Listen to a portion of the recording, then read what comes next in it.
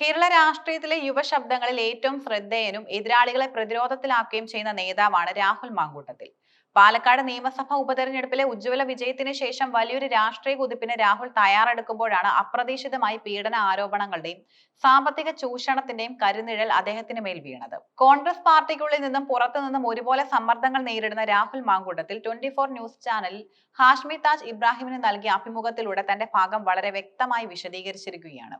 തനിക്കെതിരെ വലിയൊരു ഗൂഢാലോചന നടക്കുന്നുണ്ടെന്നും രാഷ്ട്രീയമായി തന്നെ ഇല്ലാതാക്കാനുള്ള ശ്രമമാണ് ഇതിന് പിന്നിലുള്ളതെന്നുമാണ് രാഹുലിന്റെ പ്രധാന വാദം.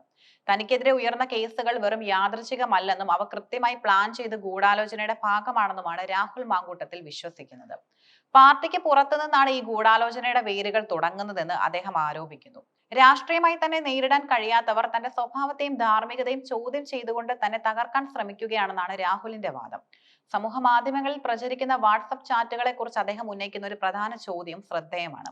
പുറത്തു വന്നത് അപൂർണമായ ചാറ്റുകളാണ്. ഓരോ മെസ്സേജിനും 5 മെസ്സേജ് മുകളിലേക്ക് 5 മെസ്സേജ് താഴേക്കും കൂടി പുറത്തുവിടാൻ പരാതിക്കാർ തയ്യാറുണ്ടോ?